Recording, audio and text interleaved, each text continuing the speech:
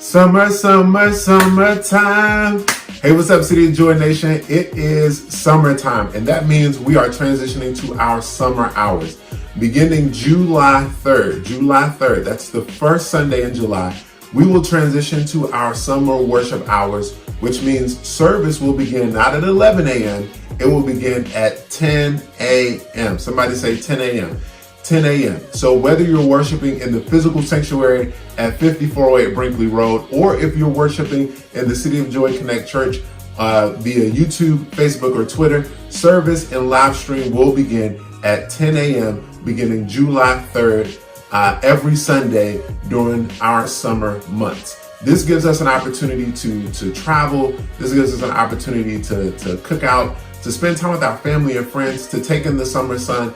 We know it's been a while since we've all had the opportunity to gather together. And so it gives us that opportunity to enjoy our summer. Now, that doesn't mean stop coming to church, but it does mean you can invite your family and friends. You can take us on your family vacations, your family cruises, whatever you're doing this summer, we can go with you, because even if you don't make it to the physical sanctuary, you can still watch us online at 10 a.m. And so service will not begin at 11 a.m., but it will begin at 10 a.m. Listen, we need you to tell your friends, your family, your loved ones, invite them, let them know if they want to come into the physical sanctuary. Service will only be about an hour and a half, and it'll give us an opportunity to worship together. We'll worship God. We'll leave the physical sanctuary or the virtual sanctuary, and we'll be able to enjoy our summer time together. Listen, we want to see you July 3rd at 10 a.m.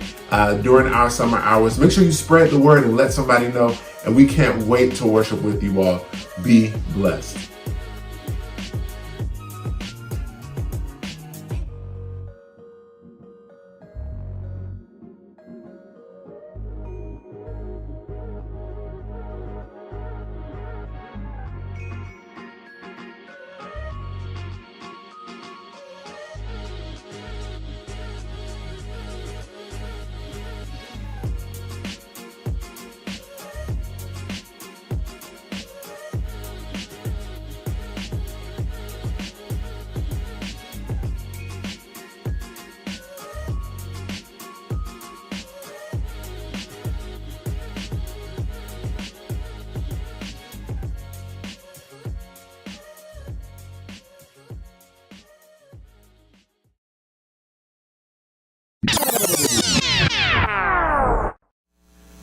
Mark chapter 2, beginning at verse number 1.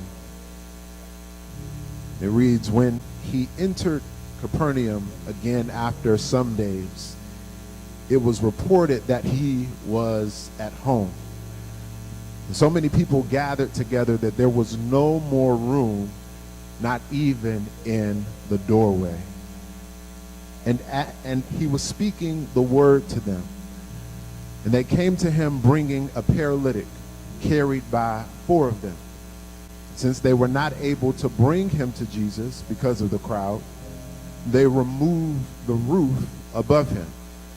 And after digging through it, they lowered the mat on which the paralytic was lying. Seeing their faith, Jesus told the paralytic, 'Son, your sins are forgiven.'" Verse number 11 says, "I tell you, get up, take your mat, and go home." And then verse 12 says, immediately he got up, took the mat, and went out in front of everyone. As a result, they were all astounded and gave glory to God, saying, "We have never seen anything like this." For the next few moments, as we sit for a little while here at the well, I want to talk from this topic of don't stop right here. Don't stop right here. You can drop that in the comments. Don't stop right here. If you're sitting beside somebody on the couch, you can nudge them on the side and say, "Don't stop right here." If you're driving in the car, keep your hands on the steering wheel, but you can say to yourself, "Don't stop right here." This year has been an interesting year thus far. I mean, it has been filled with a series of life-altering, generation-altering, cultural life-altering moments that have presented many challenges and obstacles. It seems like we've moved from crisis to crisis to crisis with no real break in between. This time and space and all that it has brought us has left many of us in a place of paralysis. It has brought us to a place of sort of standstill. We don't quite feel like ourselves. There are some days where we're not sure exactly what we are doing or exactly where we're actually going. It has altered the way in which we function. It has altered the way in which we maneuver. It has altered the way in which we live life. The last few months have essentially presented several barriers that, if we're honest, have somewhat slowed the progress and momentum we started this year with. At the beginning of this year, many of us declared it being a year of clarity, 2020 vision, of seeing clearly. And as we made our way through January and February, it seems like we had good traction. It seemed like we had good footing. And then all of a sudden, March happened, and the world was in a frenzy. And this season and place of life has been filled with a series of challenges and roadblocks that not only slowed our progress, but have also sort of checked our faith. And if I could be honest, if the enemy had his way with many of us, most of us would probably or have already given up or considered giving up. Many of us have chalked this time, this space of 2020, this season, as a loss. Many of us are literally hovering in a space where we've stopped trying. We've stopped putting the effort and the energy in because this year has brought us to many obstacles and hurdles and unfamiliar challenges that we have literally given up because we couldn't quite figure out how to make it happen, how to move forward. We haven't quite figured out how to navigate this space. We've literally been stopped in our tracks. And now we're trying to figure out if it's even worth the energy, if it's even worth the time, if it's worth the money to keep going, or is it better to turn around and live life in a paralyzed or dysfunctional state? This is a reality for most of us. But I stand today offering up this sort of prophetic reminder that you can't stop right here. You must keep going. You have to keep moving. You have to keep trying. And yeah, I know we ran into a few closed doors. I know we ran into a few hurdles and a few obstacles. I know our vision hasn't been the clearest and our mental state may be in limbo, but you cannot stop right here. I know we haven't been able to put words to what we're actually feeling, to what we're actually seeing in this present moment. I know we can't quite make sense of fires on the West Coast and flooding down in the South. I know we can't quite make sense of what's happening in the land of social injustice and pandemic. We can't quite put words to what's happening. And while we're just a few weeks away from one of the biggest elections of our lifetime, we don't really have the words to say. We don't really know what to think or to feel. And so we feel like we ought to just stop right here.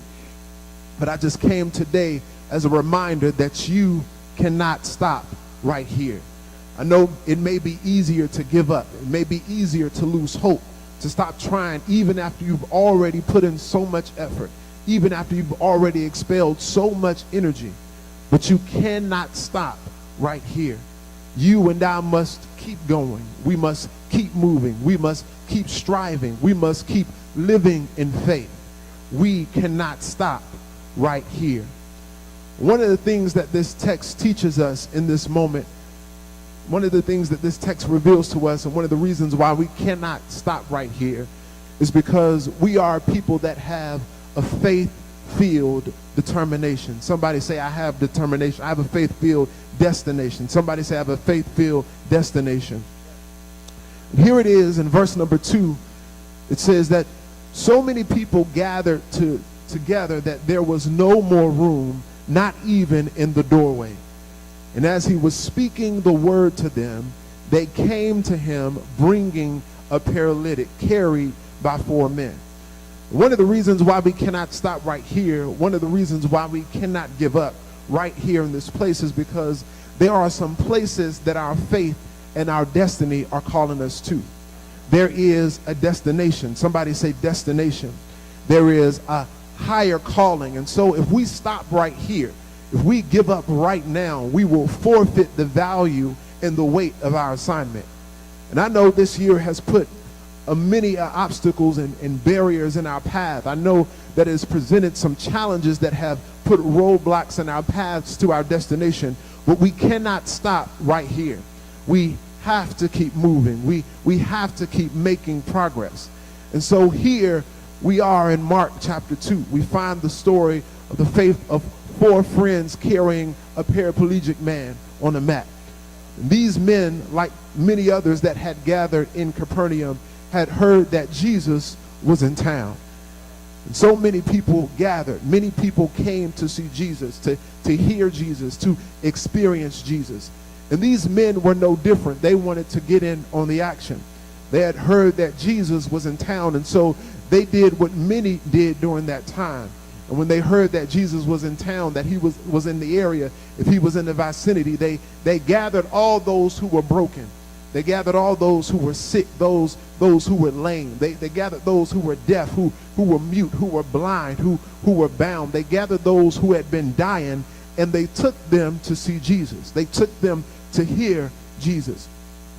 And these men took their paralyzed friend who had been confined to this mat, their friend who could not walk. He was paralyzed. Their friend who lied in a dysfunctional state. He had an impairment that stopped him from making progress in life. Well, 4 friends took the weight of a paralyzed friend and carried it to hear what Jesus had to say. They were going somewhere. They had a destination in mind. They had a destination in view. And this was to carry that friend to the presence of God. If I could, I would stop right here, because really this point could preach itself, because it's something to be said about friends that don't mind carrying the weight of a struggling friend to Jesus. Something to be said about friends that can take the weight of your issues, friends that can take the weight of your addictions, friends who can take the weight of your sickness. It's something to be said about friends that don't mind carrying the weight of your depression or carrying the weight of your anxiety and fear. Something to be said about friends who don't mind taking the weight of your insecurities and your failing relationships, to take the weight of what's held you in a dysfunctional or inoperable state and carry it to a man that had the power to fix it. And so these men had heard that Jesus was in town. They heard that he was in the house. And so they made a decision to carry the weight of a paralyzed friend to see Jesus. They had a destination in mind. They were moving. They were making progress. They were on a roll.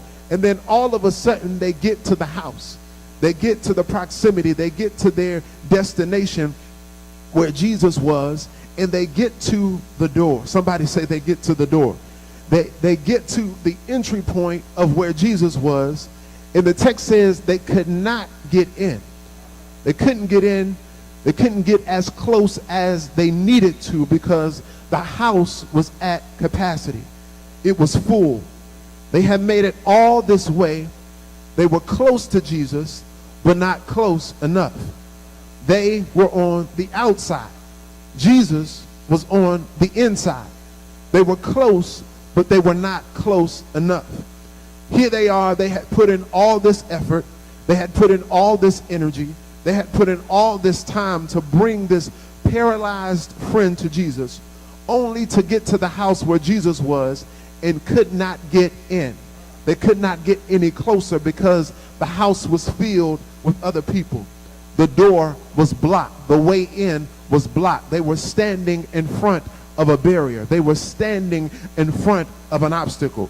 The entry point was closed off by people.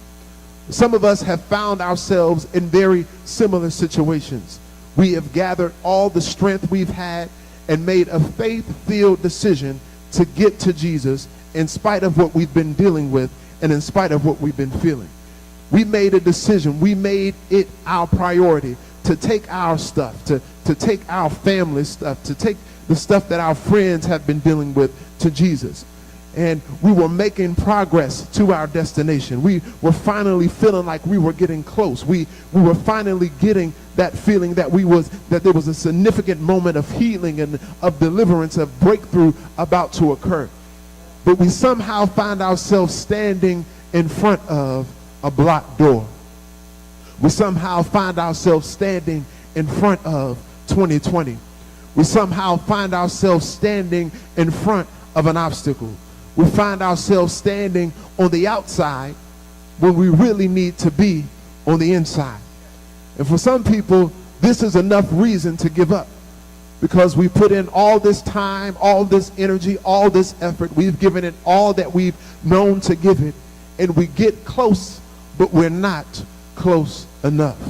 And for some of us, this is enough reason to stop right here and to turn around, taking the weight that we've carried for so long, taking those issues that we so long desired to bring to Jesus and take them back to our homes, to take our issues, our problems, and our struggles back to our homes to keep us bound and to keep us paralyzed. Many of us have been in places and spaces before where we were close, but we were not close enough. Where we've been on the brink or on the verge of something great and significant, but we gave up because a barrier stood in our way. A closed door stood in our way. A hurdle stood in our way. Something stood in our way, preventing us from getting to where we needed to go. There was something that stood in front of us. There was something that challenged our faith. There was something that stood in front of us that discouraged us just a little, that shook us just a little, that kind of took the wind out of our sail just a little. And so you said to yourself, I might as well give up. I might as well go back. I might as well stop right here. I might as well settle that I've come this far, and this is as far as I'll ever be able to get. But I came today just as a reminder that you cannot stop right here. You can't allow the barrier you're facing right now to keep you and your faith from getting what you need.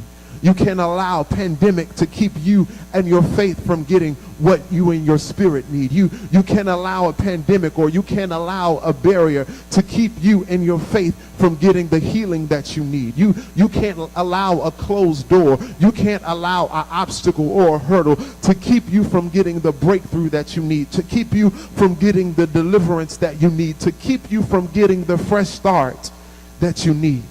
You can't allow this moment, this hurdle, this obstacle to stop you from getting what you need, because there's a word that's being spoken in this season that you need to be in place to hear, because God is speaking and revealing his word in the earth, and you need to be in the right place to hear and receive this word. So not only do these friends reveal to us that we have a faith-filled destination, another reason why you and I can't stop right here is because we have faith-filled determination. Somebody say, I've got determination. I've got determination. Verse 2 says, and he was speaking the word to them. They came to him bringing a paralytic carried by 4 of them. Since they were not able to bring him to Jesus because of the crowd, they removed the roof above him. And after digging through it, they lowered the mat on which the paralytic was lying. And so these men not only teach us and show us that they had a destination to get to, they also reveal to us in this moment that they had this faith-filled determination. The text reveals to us that when the men got there, they heard Jesus speaking the word to the people who were in the house. And so the men couldn't settle for being on the outside. They couldn't settle for being on the other side of the door. They couldn't settle for being in the proximity or the vicinity of Jesus.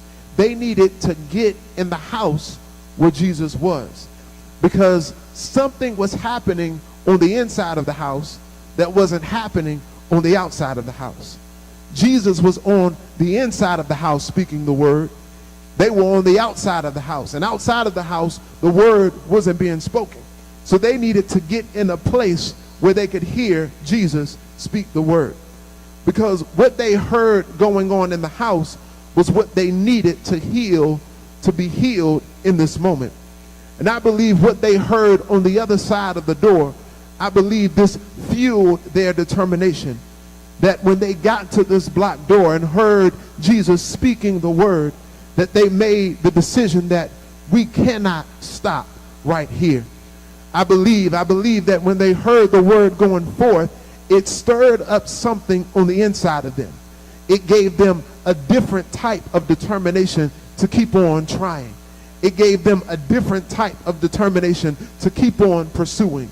It gave them a different type of determination to keep on moving, even when the door was closed and blocked in their faith. I believe now that even as you hear this word, that even as you're listening in your cars, that even as you're listening in your homes and in your offices, that God is stirring something on the inside of you, that God is giving you a different type of determination.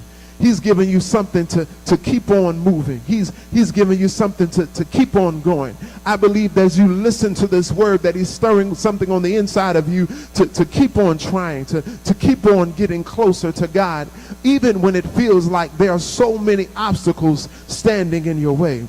And if there is one thing you're going to need to survive in this season, if there's one thing that you need to make it through the other side, you're going to need a little faith-filled determination. Somebody say, I got determination.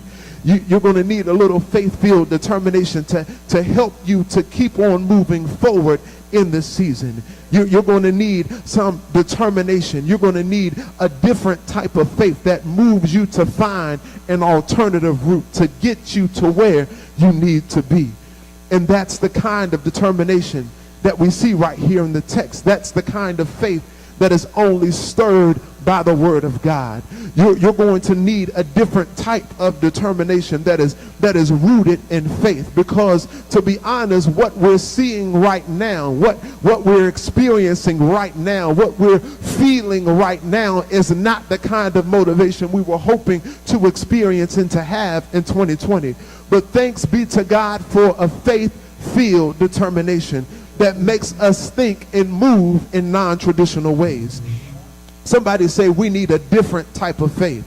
We need a different type of determination. We need a different type of faith that makes us think and makes us move outside of the box. We need a different type of faith that makes us to take unconventional risk and to think in unconventional ways, to do what other folk wouldn't even think of doing. We're going to have to do whatever it takes in this season to get to Jesus, to get closer to see Jesus, and we're going to need a different type of determination. It's going to take a faith-filled determination that leads us to a faith-filled inspiration, that brings us to faith-filled elevation, where our way of thinking is elevated. We're going to need a different type of determination that's going to cause us to move in a different way, where our way of moving is elevated, where our way of believing is elevated, where our way of giving is elevated. We're going to need a different type of determination in this season. We're going to need to see a different type of faith in this season that's going to elevate our way of giving, that's going to elevate our way of living, that's going to elevate our way of serving. We're going to need to see a different type of faith. We're going to need to see a different level of determination. And so the Bible tells me that in verse number 4, that since they were not able to bring him to Jesus because of the crowd, they took an unconventional, they took a non-traditional, they took a somewhat unreasonable approach and carried the weight of a paralyzed man on top of the roof of a house. And they began to dig through all the layers of mud and of straw in order to get this paralyzed man to Jesus. The Bible tells me that after they had journeyed to see and to hear Jesus carrying the weight of a paralyzed man, you do know that the weight of a paralyzed person ain't a normal weight. It's a different kind of weight. It's a heavier type of weight. That after they realized that the way to Jesus, the way into the house to get to where they needed to be was blocked, that after they realized that they were close but not close enough, That after they realized they were in the right proximity, but not in the right position, that they were in the right place, but not in the right posture, that they made a faith-filled decision to take the weight of a paralyzed friend on top of a house. In order to dig through the layers of a roof, they put in some real work, they put in some real effort to get their friend closer to Jesus. And this kind of move takes a different type of determination. It takes a different type of faith. It takes a different type of effort to make this move. And in order for you and I to get closer to Jesus in this season, that's the kind of moves we're going to have to make.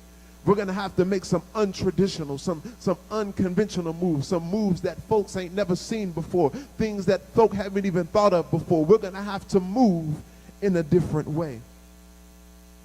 Not only does this text reveal to us that we can't stop here because we have a faith-filled destination, we have a faith-filled determination, it reveals to us that we cannot stop in this moment because there's a faith-filled demonstration. Somebody say demonstration. In other words, there's something that we need to see. There's something that we need to practice. Verse 4 says, and after digging through it, they lowered the mat on which the paralytic was lying. And verse 12 says, immediately he got up. He took the mat and went out in front of everyone. And as a result, they were all astounded and gave glory to God, saying, we have never seen anything like this. What their actions reveal to us is that in order to keep moving forward in the face of opposition, in order to move forward in the face of barriers, we must not only move towards a faith-filled destination, that we must not only move with a faith-filled determination. Their actions reveal to us that in order to move past obstacles and barriers, it's going to require a faith-filled demonstration. Somebody say demonstration. It's going to require some work. It's going to require some effort. And so after they dig a hole in the roof, they do something unorthodox. They turn the roof into a door. They turn the roof into an entry point to get their paralyzed friend to Jesus. And what this reveals to you and I is that in order to get to Jesus in this season, in order to get the results we are expecting, it's going to take some action on our part. It's going to take some effort on our part. It's going to take some faith-filled demonstrations to get us closer to Jesus. It's going to take some faith-filled demonstrations to get us to a place of healing, to get us to a place of deliverance, to get us to a place of peace and to a place of joy. It's going to take some faith-filled demonstrations that go against the grain of culture, that go against the grain of what we're used to doing. It's going to require us to put in a different type of work in order for us to get the healing and the deliverance that we need. It's going to take some real faith. It's going to take some word plus some action to get us to where we need to be, to get us closer to Jesus. And this is the same faith-filled demonstration that we see with the woman with the issue of blood, who was in the right place to be healed. She was close to the healer, but she was not close enough. And so her faith moved her to take an unconventional approach. Her faith moved her to practice an unconventional demonstration, to demonstrate her faith in a different way. It was her faith that moved her to get down and crawl and maneuver through the crowd to get to Jesus, because she realized that if I could just touch the hem of his garment, if I could just get closer, then I know I would be healed. Can I talk to you for a few minutes and let you know that some of the things we're facing right now, some of the issues we're facing in our current culture and our current climate will only be healed when we put forward a little faith-filled demonstrations. It's going to take a next level by any means necessary type of faith. some of the issues we're facing in our homes, some of the issues we're facing in our families, some of the issues we're facing in our relationships is going to take sort of a next level faith. It's going to take a different type of demonstration. Some of the issues we're facing in our churches and some of the issues we're facing in our communities, it's going to take a next level type of faith. It's going to require a different type of demonstration. You must understand we'll only be healed when we fix our minds and our hearts to do the work that we need to do to get in the direct presence of God. Not close, not in the proximity, not in the vicinity, but in his face. When we do the work that we need to do, when we put in the effort that we need to do, when we practice the demonstrations that we need to do, not to ride on the coattail of mama and daddy's religion, not to ride on the coattail of our pastor's religion, but to do the work that we need to do to get in the direct presence of God, to get in his face, to get at his feet, to get where we need to go. The Bible says, if my people who are called by my name, who would humble themselves and pray and turn from their wicked ways, then they shall hear from heaven. When we do the work that we need to do, when we practice the demonstrations, when we put to work the faith that we profess, then we will see some results. Somebody say it's going to take next level faith. It's going to take next level faith. It's going to take this kind of faith, this kind of demonstration for us to break free from the current paralysis that we're in, to break free from issues that are keeping us from functioning in the way that God has called for us and God has created us and God has ordained for us to function. It's going to require us to get closer to God. It's going to require us to dig a little deeper. It's going to take real faith-filled demonstrations in order for us to get up from our mats, to get up from what's been holding us hostage for so long. It's going to require a different type of faith. So after they dig through the roof, they take the mat that was holding their paralyzed friend and they lower it in front of Jesus. And when Jesus saw their demonstration of faith, when Jesus saw their demonstration of faith, because digging through the roof and lowering their friend in front of Jesus, the fact that they went through all of that effort was a demonstration of their faith. When he saw their faith in action, the Bible reveals to us that he went to work demonstrating his power. He went to work demonstrating his power to forgive sins. What we must understand that as we demonstrate our faith, that as we make faith-filled decisions to keep on going, no matter what we're facing, when we demonstrate our faith, it opens up opportunities for God to demonstrate his power. Somebody ought to lift their hands and say, demonstrate your power, God. Demonstrate your power. I need to see you demonstrate your power. When we demonstrate our faith, when we put our faith to work, it creates opportunities for God to show himself strong and mighty in our lives. And not only did he forgive this man of his sins, he took advantage of this faith-filled demonstration to make a testimony out of this man. He took advantage of their faith-filled demonstration to make a testimony out of this man in front of a group of people who were taking up space in the house but lacked faith, the faith of this man and his friends. He tells the man in verse 11, he says, pick up your mat and go home. And when the people saw this man who had been lowered in front of Jesus, who was brought to Jesus in faith, when the people saw this man who was brought to Jesus laying down on a mat, pick up his mat and walk, it did something in the house. When people saw this man who was brought to Jesus in faith, when they saw this faith-filled demonstration by the man, and then God demonstrate his power, his healing and miraculous and wonder-working power, the house was filled with amazement because they had never seen a demonstration like this before.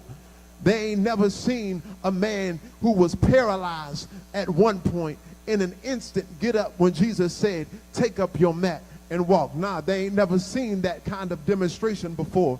And so when Jesus spoke to this man and he said, take up your mat and walk and go home, the house was filled with amazement because they ain't never seen a demonstration of power like this before. What you and I must understand is one of the main reasons you and I cannot stop right here.